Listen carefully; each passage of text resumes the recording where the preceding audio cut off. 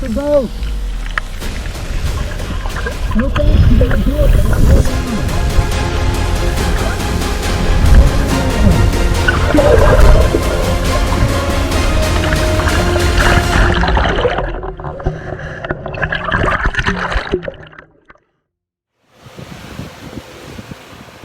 It is probably too soon to talk about, but we just had a major problem. Okay, so we are recording this several days after things have calmed down. We've talked through it several times, so it's not maybe as emotional now as it was at the time. So my name's Sue. I'm an emergency medicine doctor. I was snorkeling. I've snorkeled and an advanced open water diver, so I've done that for a long time. I was having difficulty with my snorkel. It kept leaking. I had to keep taking really deep breaths and forcefully blowing the snorkel out. I also had a skin on, which we think may have impacted this. But we went to turn around, and we've been snorkeling for about 45 minutes. We went to go back to our dinghy, and I started having some difficulty. There was some current. Normally I'd be able to swim against the current without any difficulty, but I just kept having more and more difficulty. And after a while realized I was having a hard time breathing. I was there with my boyfriend. Luckily was able to find some coral to stand on, which I never do. I don't like to destroy coral, but if I hadn't found the coral to stand on, I thought I was going to drown. And I actually told him that I thought I was going to die and asked him to flag a boat over. So luckily there was another dinghy going by, and they were able to hoist me into the dinghy face down, at which point I started draining bloody, frothy sputum out of my mouth and realized that I was in pulmonary edema.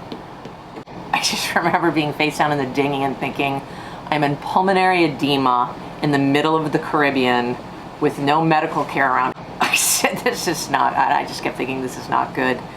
All right, hello, my name is Barry, and I'm one of the crew. Sue is my girlfriend, and we were snorkeling together. Beautiful experience. Sue mentioned that she was struggling with her snorkel. At some point, things got worse. Her flipper was broken. She couldn't swim in the current that well, and was struggling to breathe. And you know, she asked me to call for help, and also to not let go of her. You know, her eyes were starting to bug out, and she was very nervous. And at that point, I realized that, you know, okay, this isn't how she normally behaves. I waved down a nearby boat. We were very lucky that we were in a popular snorkeling location. Managed to get her in the boat, and off we went. Sue mentioned that she's having a problem with her snorkel, but it was very, very relaxed. Just like, you know, my snorkel, I have to keep blowing it out, something's wrong with it, let's head back. I said, okay. So I started going, and right away noticed that I was swimming against the current. It was at least a knot current against us, and I had to work hard. I had been using a GoPro, and hopefully got some good footage of that underwater, but no footage, unfortunately, of the actual medical event, because we were all just too freaked out and too busy to think about that, and it would have been unseemly, but I really wish I had that footage. Loser. I really wish I had the footage. And Sue comes up, and she is gray. Again, ER doctor, I see bad shit, and for the most part it doesn't scare me, and I realize now it doesn't scare me because we know what to do. We've got a great team in the ER, we've got all the equipment we need, we have all the backup we need by phone, whatever we know what to do. On this boat, we may have known somewhat what to do, but we had absolutely nothing that would have been useful, except a radio. Her hands were blue, there was no capillary refill, her heart rate was 130, she was clearly in distress and knew that something bad was happening. She was dead weight. We had to lift her dead weight pretty much out of the dinghy onto the back swim deck of the catamaran. I did what we normally do. I lie and say everything's going to be fine. Which I don't know if she bought that or not. Yeah. And then I went inside, put it on 16, called a Mayday. There was no response. Realized that it was on 19. Went back to 16, did a Mayday, immediate response, and I had to actually, I had the mic up, and I knew I was about to choke up, and so I had to wait and get things under control, because I've never called a Mayday before, particularly not one of my lovely friends and colleagues. And I immediately got response with some more questions, and very quickly, within a minute or two, a dinghy rolled up with a lovely hunk of a Frenchman. Rarely been that scared. My name's Anne. I was one of the crewmates with Sue, just about to get into the water to do some snorkeling when Paul comes zipping down with the dinghy saying, "Get out of the water, get out of the water." We jumped out of the water, and the next thing I know, another boat is coming flying behind him with Sue, and they haul her out onto the deck spewing bloody sputum. That was disturbing. You might want to say what you do for a living. Oh, I'm a nurse practitioner. The dive boat was faster, so we put her in the dive boat, and one of the other crew members with us miraculously got dry clothes and passports and everything we needed to make a quick exit to the island. And Sue, Barry, and I got into the dive boat and headed towards the other island at a very fast rate of speed. It was kind of interesting because people thought I was hyperventilating, and I kept trying to say, I'm an emergency medicine doctor, I'm in pulmonary edema. And I think my friends got it, but nobody else got it. We were on the dive boat asking for oxygen, and they kept saying I was vomiting, and I kept saying I'm not vomiting, it's pink frothy sputum. So it was sort of it's a little bit interesting. At the island, we were met by an ambulance. They brought the stretcher down to the dive boat and tried to lay her down. She did not want to lay down at that point. She wanted to sit up, and they kept trying to lay her down until she finally yelled at them and told them that she was sitting up. We took her to the hospital in the back of an ambulance. Got there. It's a very small health center with minimal services. There was questions of whether or not this was an air embolus versus pulmonary edema, and that was a little bit concerning because we were trying to figure out where the closest bariatric room would be, which was several islands away. But thanks to a colleague at UVM Medical Center, Gil Allen, I thank you very much. We figured out that it's definitely pulmonary edema, since she was starting to improve on 100% oxygen. A slight cough, irritant cough from blood in the airways. It was felt that it would be beneficial to send her to the next island via the charter flight to get some CPAP or BiPAP, although we didn't know that they didn't have it at the other island either. And we got her onto the plane. Her SATs were in the low 70s when we got to the health center. Her heart rate was in the 130s, and her blood pressure was quite high with diastolics over 90s.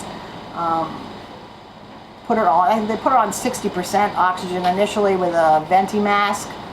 It brought her up to the 78, 79, but getting her on the 100%, at first they would not put her on because the doctor was not there, and I said she absolutely needs it, please put her on 100%, which they did, and it brought her up into the high 90s. I think at that time she was equilibrating a little bit because her toes were pinking up slightly, she was a little bit more cognitive, but I have to say, after talking to Dr. Allen, she was much more relaxed and less nervous about having an air embolism, which was, that discrepancy was making her extremely anxious. And they put, I guess, a venti mask on, and I went up to 79, and my ER nurse practitioner friend who was with me at the time kept saying, "Oh, you're up to 79, that's better." To which I sort of, was thinking, good try, Annie. 79 is not really cutting it right now. And from there, the doctor finally came. They had no BiPAP or CPAP. I called a critical care friend at home who said, you need BiPAP and CPAP, Sue. You probably have what's called negative pressure pulmonary edema related to immersion, and that was in spite of the fact that I had not been doing any diving from my snorkeling position. We thought that it likely had to do with this forced inspiration and then expiration. At any rate, so from there, she came, she gave me 80 of IV Lasix because there was no BiPAP or CPAP. So yeah, I got to be life flighted, kind of. Basically, there was no medical personnel, just me in the airplane with my boyfriend and an attendant. I don't really think he was in a nurse, and some oxygen. But at that point, probably about 4 hours later, I had an X-ray showing pulmonary edema.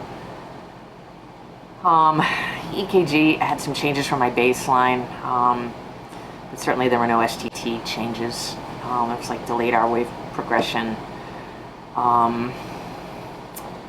And slowly my heart rate and respiratory rate settled down. They kept me overnight, kept hitting me with Lasix, and by the next morning, by later that day actually, I was feeling a lot better. By the next morning my SATs were normal and they were still trying to give me Lasix and just pretty much just dehydrating me. The hospital was an interesting experience. It was BYOTP, toilet paper, BYOS, screen, if you wanted a screen, BYOP for pillow, BYOS for soap. Yeah, they had bread and butter for breakfast. I wasn't hungry, it didn't matter, but quite interesting. Quite different than the States. We're quite privileged. But anyway, that's about all I have to say. I don't know. I'm here. I'm alive. Thank God. One day, you're back on the boat. Thank you, Dr. Allen, Critical Care, University of Vermont Medical Center. I'm Gil Allen. I'm the Director of Critical Care here at University of Vermont Medical Center. So I answered the page, and she was in distress. She was very short of breath, and now she was coughing up blood. She said, well, you know, it looks like, you know, pink frothy sputum. It looks like pulmonary edema fluid. She said, you know, she wondered if it could be an air embolism and whether she might need hyperbaric oxygen. And the first thing that came to mind to me was something that, you know, I've only actually heard of. It's called negative pressure pulmonary edema. So we thought about whether or not this could be generated from her breathing really hard and causing almost like a negative pressure vacuum in her lungs to pull plasma or fluid from her blood into the air spaces. But there wasn't a lot going for that from the story that she was giving. She hadn't been choking on water or obstructed her snorkel. So we ultimately concluded on this entity we call immersion pulmonary edema, or swimmers induced pulmonary edema, where people go into cold or cooler water, and as everybody sees, when you go into cold water, your capillaries, your blood vessels constrict really quickly, and when they constrict, it leaves less room for the blood to pool in your extremities, so it all shunts to the central part of your body. And if you're shunting that blood to the central part of your body and you're on prednisone, which is causing your blood volume to be increased above what it might be normally, you're getting this kind of abnormal amount of blood volume that's being shunted to the capillaries of the lungs. And that will, of course, with the same capillary network, it's plumbing. As the volume goes up in that network, the pressure's going to go up. And as the pressure in that capillary increases, it pushes fluid across the barrier from the capillary into the airspace. We call it hydrostatic edema. That's fluid that's seeping into the air spaces from the blood. And we think that that's probably what we saw with her, that there was kind of blood, a mild amount of blood, but mostly fluid that was seeping into her lungs as a result of both being in cold water and heavily exerting herself in the water, with an increased cardiac output, pushing more blood through the circuit, and then also probably some deep breaths trying to blow the water out of her snorkel. That probably aggravated the situation. And I got back on the boat. While we were on the boat trying to leave that island, we were in a very tightly packed harbor and trying to get out from the mooring when all of a sudden one of the engines died. And there are multi-million-dollar yachts and boats all around us within feet, and we were doing semicircles in the middle of the harbor with everybody else on their boats looking at us thinking, which one of us are you going to hit? I'm happy to say that our captain was splendid, and we got out of there without hitting a thing. The seaweed clump came off the motor, and we were on our way headed toward the island where we had sent our friend. I really couldn't be of any help at that point to even to move Sue, because there just wasn't enough room for me to even get in there. But this event thrust me into the position of being first mate. Now, I could say I'm a novice sailor, but I think that would be an injustice to all novice sailors all over the world. I started to get the hang of it as soon as Paul told me that a double Dutch granny knot was not an official nautical knot. I started to pick up a few things, and I think I got a little better by the end of the voyage, but you know, I still have a long voyage of learning ahead of me. So As do we all. that's my takeaway. In under 36 hours, she was back on the freaking boat, and it was like, "Are you gonna fly home?" She said, "Hell no, I'm getting on the boat." And we were very happy. So we, other than that, it was a magnificent week in a beautiful area with just some of the absolute nicest people we've met. Takeaways: if someone is blue, they need oxygen. That's it. I don't care anything else. I don't care if you're worried about, nobody is blue if they're hyperventilating. If they're anxious, nobody is blue. They're anxious because they're blue, not because, you know, it's not the other way around. If they're blue, give them oxygen. That's it.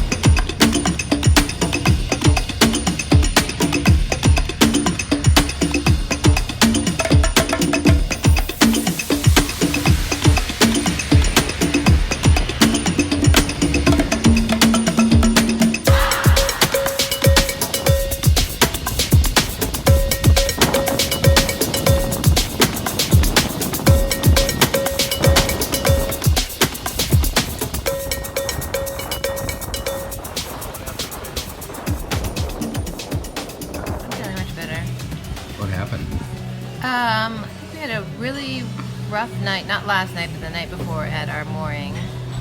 And it's really hard to sleep, and it kind of popped up the motion sickness. Yep. Maybe I kind of had a bug in there too. Yep. So just really knocked. 24-hour thing. Huh? Yeah. But much better now. How have you been doing, Jerry? Doing just fine. I'm working my way up to submate. Yes, Pulled a lot of ropes and lines today. Had a great time. 6-hour sail. Did some tacking. Starting when? Tacking. 6. But that allows us to be here in time for lunch. That is which correct. a bonus. And Anne is just thrilled to be here and get Wi-Fi. I am. I'm also thrilled because it's like cool and calm, beautiful scenery out here. Tell the lovely people where we are. We are in the Blue Lagoon in St. Vincent, waiting for our other crew members to join us. No. That's it. And we had a fabulous sail. Yeah. Very vigorous. 22-knot winds. We're out in the mooring field there somewhere. Sometimes the seas were quite high and steep. Certainly 8 feet, could have been more. Particularly as we came in here, the waves accelerated as the seafloor came up right before we got into this lagoon. And but yeah, it's all beautiful, and we're just waiting for Sue and Barry to get back from the hospital and join us. What are you talking about? Oh, now I get it. Listen, you can't take pictures because I did have a shower last night, but Amazing. You look jeez. amazing. Best you've ever looked. Welcome aboard. I was like, poor Jerry's gonna see me and go, oh, she looks better now. Hi, girl. How you feeling? How are you feeling? You look good. Good. You too. Yeah. Okay, good. Okay, good. Back to. As you were, everyone. Stand down. Holy fuck.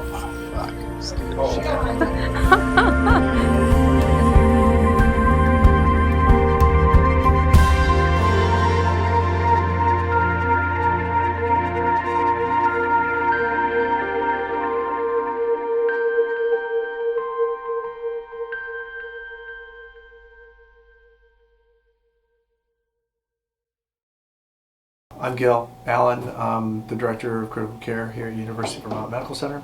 So I answered the page, and she was in distress. She was very short of breath, and now she was coughing up blood. She said, well, you know, it looks like, you know, pink frothy sputum. It looks like pulmonary edema fluid. She said, you know, she wondered if it could be an air embolism and whether she might need hyperbaric oxygen. And the first thing that came to mind to me was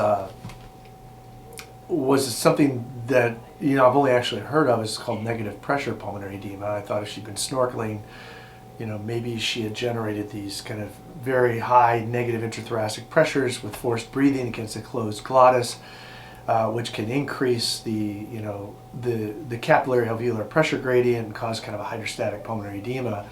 But she said that she hadn't really, she hadn't obstructed her snorkel. So I asked if she maybe had aspirated some salt water.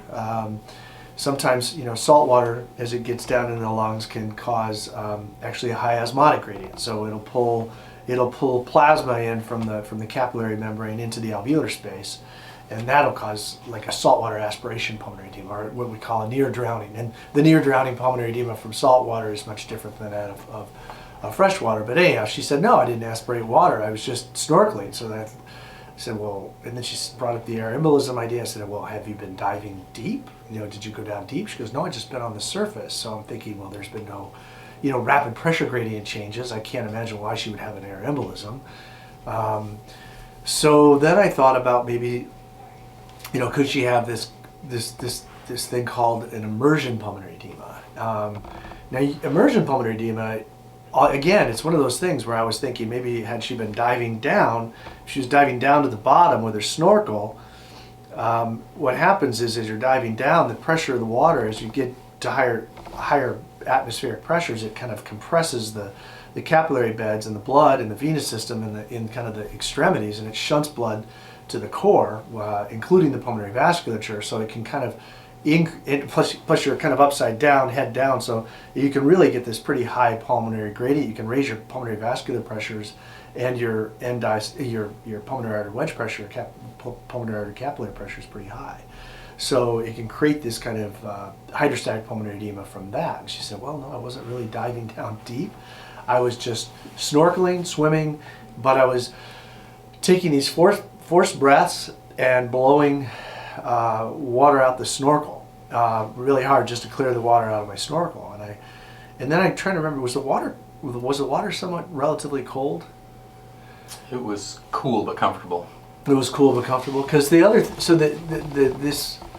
this whole this whole concept of immersion pulmonary edema, also called, I think, is it SIPE, swimmers induced pulmonary edema? They're really basically the same thing. You'll see it in people who are engaged in vigorous aerobic exercise while they're immersed, oftentimes in cooler water, because the cool water is causing you to vasoconstrict. It's shunting blood to the capillary blood of the lungs. And then if they're taking deep, vigorous breaths, you are, to some extent, generating some higher negative pulmonary pressures and maybe some higher negative pulmonary intraalveolar pressures. But then there's some thought that maybe there's a little bit of sympathetic outflow that goes along with this, that you basically, your heart rate goes up, your cardiac output goes up, and as your cardiac output goes up, blood flow increases and your pulmonary vascular pressures go up as a result of that as well. So it's, again, this hydrostatic pulmonary edema driven by, you know, high vigorous activity with a high cardiac output, coupled with and kind of somewhat exacerbated or aggravated by shunting of blood from the periphery to the core and the pulmonary vasculature. Generally a hydrostatic pulmonary edema. And I wonder if that was, in a way, kind of coupled with a little bit of the negative pressure pulmonary edema when she's taking these high, these vigorous deep breaths and blowing all the water out of her snorkel. That probably contributed to this. Anyhow, I mean, that was just my theory. So then I just kept texting after I heard about this, and she got into a hospital. They'd given her some Lasix, and of course, unfortunately, they had no way of putting her on positive pressure ventilation. I mean, if this were a hydrostatic pulmonary edema, it would have been great to have gotten her like CPAP or BiPAP. But they did give her some Lasix, made her pee. They put her on supplemental oxygen. And the other thought, they didn't even really have a BVM, a bag mask, ventilating mask, with a PEEP valve. You could have even thought about giving her a couple slow, deep breaths with a PEEP valve and, kind of do like a manual CPAP with her. But by that time, I could already tell by the way she was talking on the phone that, she was getting far more words out per breath. She wasn't gasping in between sentences like she was, and she was even admitting that she was feeling a little better. They definitely had an EKG that was normal, and she wasn't having chest pain, and it was turning around so rapidly just with oxygen and Lasix, and the fact that it all correlated with her snorkeling and being out in the cold water, it just seemed like this was probably some kind of immersion pulmonary edema. I was, of course, very hesitant to say that with any degree of certainty over the phone from 1,000 miles away. And she'd asked, should I get on a plane and fly to another facility to get under hyperbaric oxygen? I was like, no, I don't think you need hyperbaric oxygen. Whether or not you fly to another facility, I mean, if you're already on the mend and getting better, I would watch, maybe give it a little time and see how quickly this turns around. And it sounds like it did quickly turn around. And then I guess since she's been back, she said everything's checked out, right? Yeah. Had a normal echo and stress test subsequently, and feeling good. She had tweaked her back a few days earlier and started taking prednisone for that. Any role? You throw that into the mix. That's interesting. Prednisone could have probably contributed that by maybe generating some higher blood pressure. So obviously, if her capillary artery edge pressure is going up, and now her afterload's a little higher than usual, even with a good cardiac output, you may see some worsening in the pulmonary edema, probably more so in fluid retention. I'm guessing like if her blood volume was increased, and now with an increased blood volume, she's shunting that increased blood volume to the pulmonary capillary network from the periphery, maybe she was more at risk with this. I don't know enough about this because I don't see enough of it, but the one article that I saw, the person had loaded up on salt for a triathlon or whatever it is, so swimming, and so taking a bunch of salt tablets. Well, I mean, salt tablets going to do the same thing. It's going to increase your fluid retention, and steroids are going to increase your. There's always going to be a mineralocorticoid effect of the prednisone. It's more glucocorticoid from prednisone, but there's a mineralocorticoid effect, and you're going to have salt sparing and retention and fluid retention as a result of it, no doubt. So I think it could have contributed. There were a lot of things at play, probably. And the more you start getting short of breath in water while you're snorkeling, you're taking these deep breaths and blow the water out of your snorkel, and now you're getting more short of breath. That's going to drive up your sympathetic output. Right. So when the adrenaline starts to go up, that clamps down peripherally as well, increases the afterload, makes it harder for the heart to get fluid out of the lungs. Get them forward. Yeah. So correct. The adrenaline rush, the fight or flight response that you get will cause the blood pressure to go up, and could certainly have contributed. So I think that part of her getting better was also multifactorial in that she had the oxygen, the Lasix was on board, and you convinced her that she did not have an air embolism. Right. So maybe some of the panic went down. Way down. The panic went down. Yeah, for sure. And then she started to feel better. Yeah. I immediately went to one of my colleagues, who's the head of the PFT lab, sits on the American Thoracic Society board for pulmonary function testing. He's just a whiz at pulmonary physiology, and I ran the case by him, and he said, "Yeah, Gil, it sounds like a reasonable hypothesis. like a negative pressure pulmonary edema or an immersion pulmonary edema. Of course, he doesn't see a lot of it. He hasn't seen a lot of that either.